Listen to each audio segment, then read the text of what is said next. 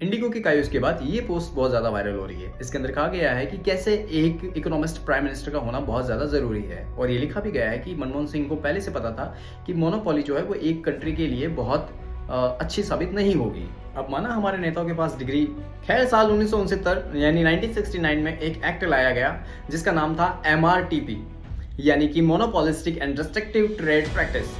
अब इस एक्ट को रिप्लेस किया गया था साल 2002 में द कंपटीशन एक्ट से।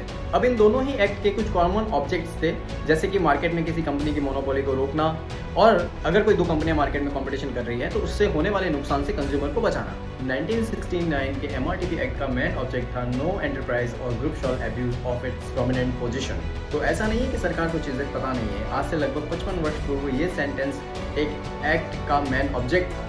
तो ऐसे में अभी जो मैंने आपको एक लाइन बताई थी, no enterprise and group shall abuse of its dominant position, ये बड़ी ही महत्वपूर्ण है, क्योंकि इसी लाइन को लेके मेरे कुछ सवाल है। तो अभी जो इंडिगो के कायोस के टाइम पे दूसरी कंपनियों ने अपने प्राइजेस 5x तक बढ़ा लिए, तो ये क्या डोमिनेंट बिहेवियर नहीं है? ऐसे में जब सरकार 55 साल पहले से इस डोमिनेंट और मोनोपोली बिहेवियर पर नीतियां बना रही है, तो क्या सरकार को इस बात का ख्याल नहीं कि एविएशन इंडस्ट्री में 60% से ज्यादा शेयर इंडिगो का है, और ऐसे में वो अपना डोमिनेंट बिहेवियर दिखा सकता है? तो इसके लिए सरकार ने बैकअप प्लान क्यों रेडी नहीं किया? अब सरकार ये नहीं कह सकती कि हमें पता नहीं था, क्योंकि सरकार के पास उसकी सलाहकार समिति में बड़े बड़े दिग्गज और पढ़े लिखे लोग मौजूद रहते हैं, जो सरकार को समय समय पर सलाह देते रहते हैं कि क्या करना चाहिए और क्या नहीं करना चाहिए। अब ऐसे में दो ही विकल्प बचते हैं। पहला, या तो सरकार को पब्लिक की कोई चिंता नहीं थी, उन्होंने जो होना था होने दिया, और दूसरा, सरकार के पास इतनी ही दूरदर्शिता नहीं है कि वो ये देख सके कि वो जो भी डिसीजंस ले रही हैं तो उसके पीछे आगामी परिणाम क्या क्या हो सकते हैं। आपको क्या लगता है? अपनी राय कमेंट्स में दीजिए, और ऐसी ही इन्फॉर्मेटिव वीडियोस देखने के लिए हमारे चैनल को सब्सक्राइब कीजिए, लाइक कीजिए, शेयर कीजिए।